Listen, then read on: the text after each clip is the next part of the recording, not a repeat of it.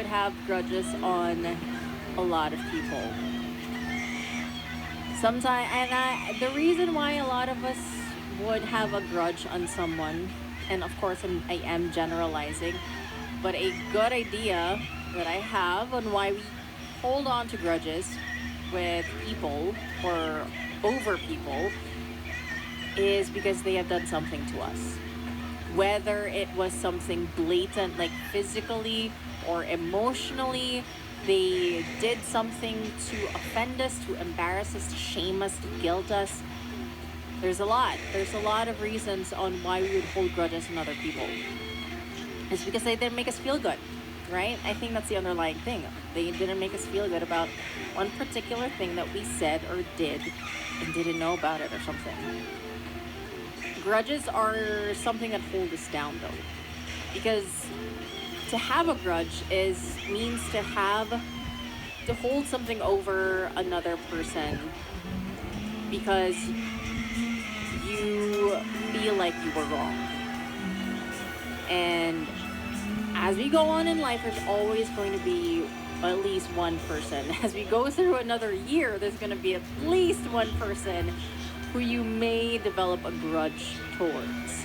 And so for student Jock Pange, I believe she has a lot of grudges because a lot of people may have wronged her or have, spoken ill of her or something like that. Whatever it may be, it sucks, right? It sucks to hold that space of grudges for someone or for a handful of people. Because what are you going to do with it? It's so, to hold on to grudges can be very heavy at some point. It's like that, holding a glass of water, right? You hold it for maybe a few minutes, it's fine. A half hour, like a liter of water, right?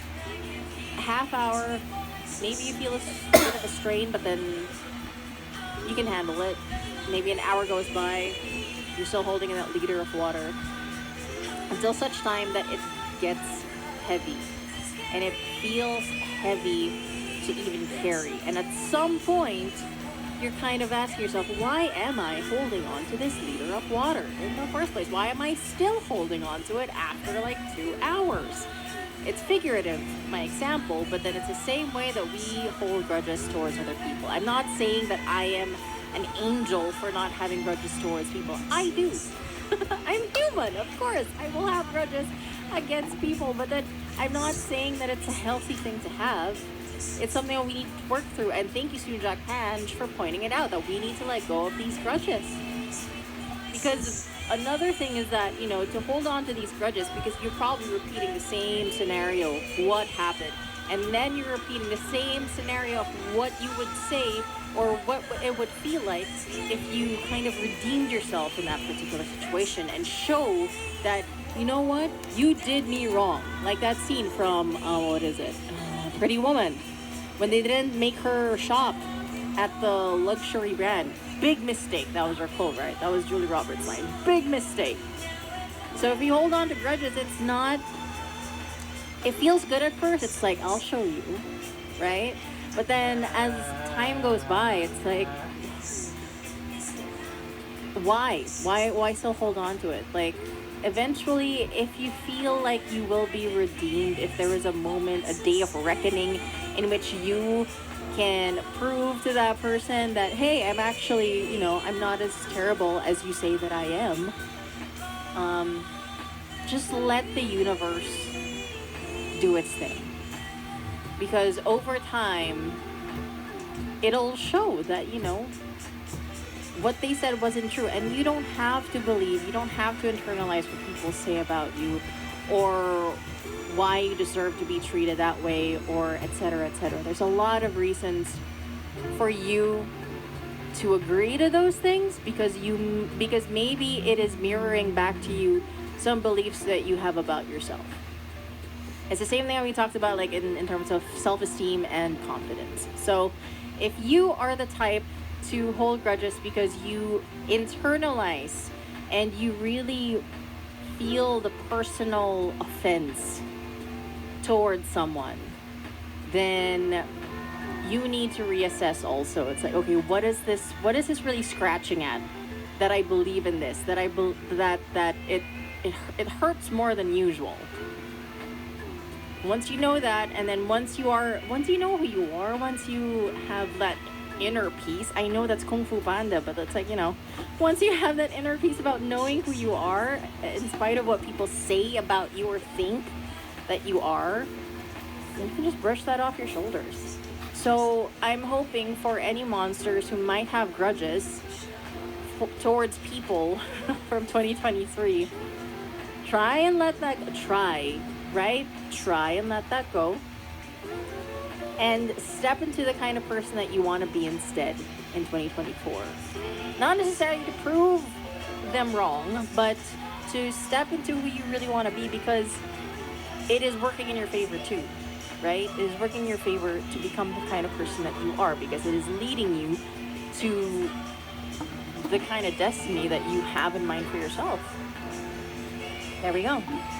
That's what we got for our little Q&A here on Sound Trip. You can still send in those entries. What do you need to let go of as you move into 2024? What do you want to leave behind in 2023? You can still do that. You can do that. It's like we have one more day. So I hope that you come up with something and we can talk about it at the last hour. It's 8:40 right now though, so let's go back to more indie and alternative tracks. This next track is from Houses. This one's called The Beauty Surrounds, right here on The Monster.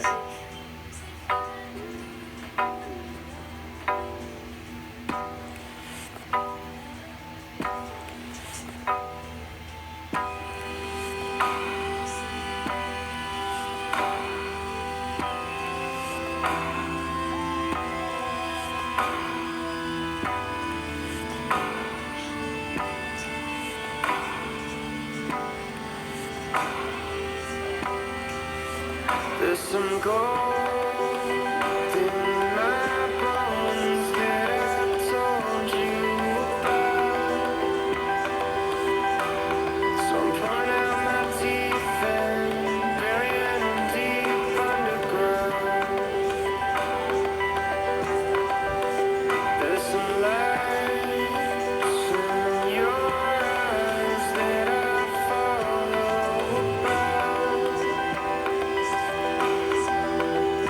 Dimming quick and you're getting sick, so now I wonder. All my love, circling the drain now.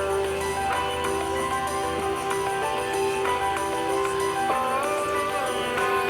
my love will bring you back to me.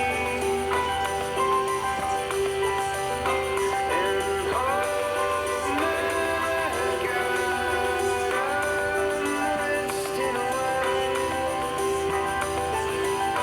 Poor flies at my feet, lost in the wind.